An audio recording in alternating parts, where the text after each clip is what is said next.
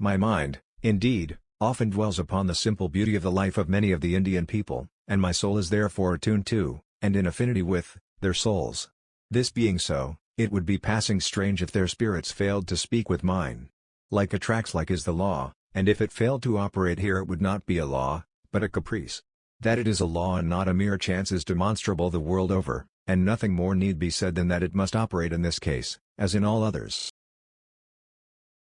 I would but add that as the East was the cradle of the human race, it is not difficult to understand that the ancient representatives of Eastern peoples were more highly evolved in the spiritual plane than those of the West. This admitted, it becomes understandable that as many of the Eastern races have never lost touch with the power that links up the physical and psychical planes, the evolved spirits of such, having far less to unlearn in the spiritual world, may conceivably guide us with greater wisdom than the evolved spirits of Western peoples who, till quite recently, scoffed at the idea of communication being possible between the two worlds.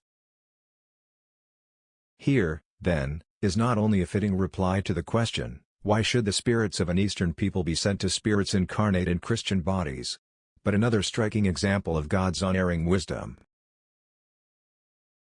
Knowing my predisposition towards Eastern peoples, my firm belief in their inclusion in the Father's redemptive scheme, and my individual love for many an Eastern friend living and dead, it becomes clear that God's purpose might be better served by sending to me messengers of Eastern origin, and presumably of a creedal faith differing essentially from my own, than had He chosen them from among discarnate spirits of my own race and of my own religious belief. This single question, which to many persons might appear an unimportant one, or even to bear a somewhat inconsequent aspect, becomes invested with something like miraculous properties the moment its inner meaning be realized.